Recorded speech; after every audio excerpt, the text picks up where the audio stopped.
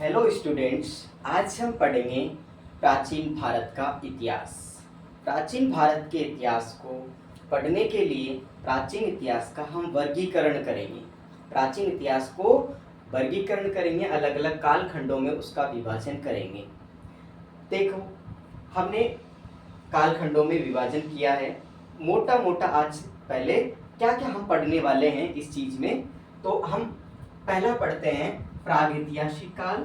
3 कालखंडों में मुख्य रूप से विभाजित किया गया है। प्रागैतिहासिक काल, आद्यैतिहासिक काल, ऐतिहासिक काल। प्रागैतिहासिक काल प्रीहिस्टोरिक काल, प्रीहिस्टोरिक पीरियड। आद्यैतिहासिक काल प्रोटो हिस्टोरिक पीरियड और ऐतिहासिक काल हिस्टोरिक पीरियड, इसको इंग्लिश में बोलते हैं। अब जो प्रागैतिहासिक काल, प्राग मतलब होता है पहले, प्राग मतलब होता है पहले। क्या होता है? पहले। प्राग मतलब होता है पहले, अर्थात इतिहास से पहले का काल। इतिहास से पहले के काल को हम क्या बोलेंगे? प्रागैतिहासिक काल बोलेंगे। भाई, इतिहास से पहले के काल को हम प्रागैतिहासिक काल कहेंगे। ठीक है। आद्यैतिहासिक काल, आदि माना प्रारंभ, ठीक है, अर्थात प्रारंभिक प्लस ऐतिहासिक, तो उसको बोलेंगे आद्यैतिहासिक काल। एक होता है ऐतिहासिक जो इतिहास से संबंधित है। ठीक है। अब हम पहले से थोड़ा सा डिटेल, बाद में हम अलग अलग टॉपिक को अलग अलग अच्छे से डिटेल से पढ़ेंगे। अब प्रागैतिहासिक काल की बात करें तो ऐसा काल जिसमें कोई लिखित सामग्री हमको नहीं मिली, अर्थात हम पुरातात्विक साक्ष्यों के आधार पर ही प्रागैतिहासिक काल को अध्ययन करते हैं। तो जिसमें लिखित साक्ष्य अनुपलब्ध थे, जिसमें लिखित साक्ष्य अनुपलब्ध थे, लिखित साक्ष्य नहीं मिले हमको, कोई लिपि किसी प्रकार का कोई लेखन हमको नहीं मिलता है, अर्थात जिसमें शिकार पर आधारित जो काल था उसको हम कहते हैं प्रागैतिहासिक काल। अर्थात पुरातात्विक साक्ष्य उपलब्ध थे, जैसे अपने कौन से, जैसे गुफाएं हैं, ठीक है, कोई पत्थर के औजार है, इसके आधार पर हमको उस काल को बोलते हैं प्रागैतिहासिक काल, जिसमें मानव आदि मानव के रूप में रहता था। ठीक है, अर्थात इसको बोलेंगे इतिहास से पहले का काल। अब दूसरा है आद्य ऐतिहासिक। आद्य मैंने कहा प्रारंभिक, ठीक है, तो प्रारंभिक अर्थात जिसमें लिखित साक्ष्य तो हमारे पास उपलब्ध है, जिसमें लिखित साक्ष्य तो उपलब्ध है, लेकिन क्या नहीं है सर? जिसमें लिपि गूढ़ और अस्पष्ट है, अर्थात अभी तक पढ़ी नहीं गई है, अभी तक पढ़ी नहीं गई है। इसको बोलते हैं सिंधु सभ्यता, अर्थात सिंधु सभ्यता, हड़प्पा सभ्यता, जिसको हम विस्तार से समझने वाले हैं। अर्थात ये कौन सा काल है जिसमें लिखित साक्ष्य तो है हमारे पास, लिपि भी है, लेकिन पढ़ी नहीं गई है, अर्थात ऐसी लिपि है जो चित्रात्मक है, चित्र के आधार पर है, उसको हम कैसे पढ़ेंगे? ठीक है, पशु पक्षियों के चित्र इस प्रकार से बनाए गए हैं, तो उस सभ्यता को कहते हैं सिंधु सभ्यता। और तीसरा काल है ऐतिहासिक काल, जिसमें क्या पुरातात्विक और साहित्यिक दोनों साक्ष्य हमको मिलते हैं। पुरातात्विक औजार, है ना, सारी चीजें मिलती है, और ऐतिहासिक अर्थात लिखित साक्ष्य भी हमको उपलब्ध है, लिखित पांडुलिपियां, ठीक है, अभिलेख, ये सारे हमको उपलब्ध है, सिक्के, लिपियां, ये सारी चीजें हमको उपलब्ध है। और लगभग 600 ईसा पूर्व के बाद का काल है, ठीक है। और प्राचीन लिखित साक्ष्य अशोक के जो अभिलेख है, कौन से काल के मिले हैं अपन को? ऐतिहासिक काल के। भाई, अशोक ने बहुत सारे लेख लिखवाए थे, तो उनके आधार पर हमने ऐतिहासिक काल कहते हैं। ठीक है, तो हमने कितने भागों में बांटा? हमने कहा प्रागैतिहासिक काल, आद्यैतिहासिक काल, ऐतिहासिक काल। प्रागैतिहासिक काल अर्थात प्राग माना पहले का, अर्थात इतिहास से पहले का जो काल है, अर्थात प्रीहिस्टोरिक काल है, प्रीहिस्टोरिक जो पीरियड है, उस काल को जिसमें लिखित साक्ष्य नहीं थे, लिखित साक्ष्य नहीं है, ओनली पुरातात्विक साक्ष्य हमारे पास उपलब्ध है, इसको पाषाण काल कहते हैं, पत्थर का काल कहते हैं। अब इस पत्थर के काल को हमने कहा 3 भागों में हम बांटते हैं। कितने भागों में बांटते हैं? इसी को हमने कि भाई हमारे पास लिखित साक्ष्य नहीं है, तो हमने इसको 3 भागों में बांटा। कितने भागों में? 3 में। एक पूरा पाषाण काल कहेंगे, एक को कहेंगे मध्य पाषाण काल कहेंगे, और तीसरे को कहेंगे नवपाषाण काल कहेंगे। अब इसको भी पूरा पाषाण जो काल है वो 20 लाख से 12,000 ईसा पूर्व, 20 लाख से 12,000 ईसा पूर्व, याद रखना है आपको कि भाई 20 लाख से 12,000 ईसा पूर्व का जो काल है उसको क्या कहेंगे? उसको कहेंगे पूरा पाषाण काल। ठीक है, पूरा पाषाण काल, जिसमें अब मध्य मध्य पाषाण काल, जिसमें 12,000 से लेकर 10,000 ईसा पूर्व तक का जो काल था उसको कहेंगे मध्य पाषाण।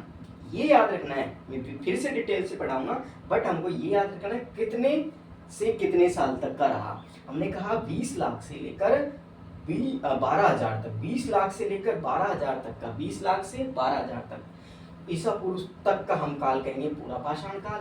12,000 से 10,000 ईसा पूर्व का मध्य पाषाण काल को माना। नव पाषाण काल को 10,000 से 6,000 ईसा पूर्व तक का काल हम नव पाषाण काल को कहते हैं। ठीक है, अब पूरा पाषाण काल को भी 3 भागों में बांट दिया। कितने भागों में? 3 भागों में। एक तो निम्न पूरा पाषाण काल, जिसको 20 लाख से 80,000 कर दिया। फिर मध्य पूरा पाषाण 80,000 से 3500, है ना, 35,000 तक।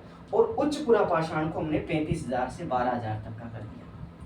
ठीक है, मतलब थोड़े अब ज्यादा डिटेल पढ़ना पड़ेगा। प्रागैतिहासिक काल, प्रागैतिहासिक काल को भी 3 भागों में बांट दिया, पूरा पाषाण काल, मध्य पाषाण काल और नव पाषाण काल। पूरा पाषाण को भी 3 भागों में बांटा हमने, निम्न पूरा पाषाण काल, मध्य पूरा पाषाण काल, उच्च पूरा पाषाण काल। निम्न पूरा पाषाण काल का मतलब 20 लाख से 80,000, फिर 80,000 से 35,000 तक और 35,000 से 12,000 तक। समझ में आ गया?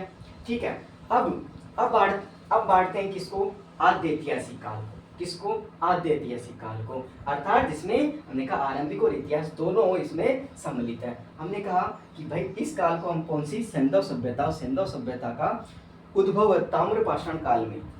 उद्भव किस काल में हुआ? ताम्र पाषाण, जब तांबे का उपयोग करना स्टार्ट हो गया था। ठीक है, इसे हड़प्पा सभ्यता भी अपन कहते हैं, इसको हड़प्पा सभ्यता भी कहते हैं। और ये एक नगरीय सभ्यता थी। हड़प्पा सभ्यता कौन सी थी? नगरीय। एक बार क्वेश्चन पूछा गया यूपीएससी में।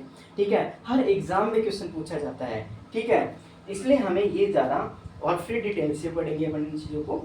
बट हमें अभी देखना है कि इनका जो उद्भव है वो ताम्र पाषाण काल में हुआ, मतलब तांबे का उपयोग अब होना स्टार्ट हो गया था। ठीक है, और इसे हड़प्पा सभ्यता भी कहते हैं और एक नगरीय सभ्यता भी इसको कहते हैं। ठीक है, अब इसको भी अपन 3 भागों में बांटेंगे। किसको? आद्य ऐतिहासिक काल को। सब आद्य ऐतिहासिक कालों कैसे? एक तो आरंभिक हड़प्पा सभ्यता कहते हैं, एक परिपक्व हड़प्पा सभ्यता कहते हैं और एक कहते हैं उत्तर हड़प्पा सभ्यता। अब आरंभिक हड़प्पा सभ्यता 3500 से 2350 ईसा पूर्व, लगभग की बात कर रहा हूँ मैं। ठीक है, लगभग, भाई फिक्स तो कोई नहीं होता, लेकिन लगभग हमारा 3500 से कब? 2350 ईसा पूर्व तक था। और 2350 से 1750 ईसा पूर्व का परिपक्व हड़प्पा और उत्तर हड़प्पा 1750 ईसा पूर्व से आगे का जो भी काल था वो उत्तर हड़प्पा काल कहलाया। अब हमने कहा सर जो आरंभिक हड़प्पा है, आरंभिक हड़प्पा में हम कहेंगे भाई उस समय नगरों का विकास नहीं हुआ था, ग्रामीण संस्कृति थी। ठीक है, धीरे धीरे नगर बसने लगे थे, वो सभ्यता। परिपक्व जिसमें हड़प्पा सभ्यता में जैसे ग्रिड सिस्टम, है ना, जिसमें सड़कें समकोण पर काटती हुई, मतलब सारा वैज्ञानिक तरीका पूरा जो था परिपक्व। उत्तर हड़प्पा काल, जो हड़प्पा सभ्यता गायब हो चुकी थी, लेकिन उसका हमने कहा मोहनजोदड़ो और जो हड़प्पा है वो गायब हो गए, लेकिन कुछ कुछ स्थानों पर अभी भी हड़प्पा सभ्यता चल रही थी। वो काल जो था उसको हमने कहा उत्तर हड़प्पा काल। ठीक है, तो आपको समझ में आया होगा। मैं एक बार और बता देता हूँ आपको। फिर हमने कहा प्रागैतिहासिक काल, जिसमें हमने कहा लिखित साक्ष्य और अनुपलब्ध थे, और आद्य ऐतिहासिक काल जिसमें लिखित साक्ष्य तो थे लेकिन पढ़ा नहीं गया है, और ऐतिहासिक काल जिसमें लिखित साक्ष्य थे पढ़ा गया है, जैसे अशोक के सारे अभिलेख थे। ठीक है, हमने कहा प्रागैतिहासिक काल को 3 भागों में बांटे, पूरा पाषाण काल, मध्य पाषाण काल और नव पाषाण काल। पूरा पाषाण काल 20 लाख से 12,000, फिर 12,000 से 10,000 और 10,000 से 6,000 के बीच। फिर हमने कहा इसको भी 3 भागों में, निम्न पूरा पाषाण काल, मध्य पूरा पाषाण और उत्तर पूरा पाषाण काल। और हमने कहा आद्य ऐतिहासिक काल, आरंभिक हड़प्पा सभ्यता, परिपक्व हड़प्पा सभ्यता और उत्तर हड़प्पा सभ्यता। बहुत बहुत इंपॉर्टेंट है, ध्यान रखना है। मैं फिर से बात कर रहा हूँ, हर जगह आपको ये काम आएगी कि प्रागैतिहासिक काल कौन सा था, आद्य ऐतिहासिक, क्योंकि जब भी हम पढ़ेंगे ना, ठीक है, मेन बुक पढ़ेंगे, ठीक है, एनसीईआरटी पढ़ेंगे, तब ये शब्दों का यूज जरूर होगा और फिर हमें डिफिकल्टी होगी पढ़ने में। इसलिए जरूरी है ये पहले याद करें, उसके बाद में डिटेल से एक एक काल को पढ़ाऊंगा, क्या क्या चीजें थी क्या नहीं थे, सारी चीजें अपन डिटेल से पढ़ाएंगे। तो आई होप कि आपको समझ में आया होगा। ठीक है, इसका जरूर आप स्क्रीनशॉट ले लेना ताकि आप पढ़ सके, आगे तक देख के रिमाइंड कर सके। ठीक है, ओके।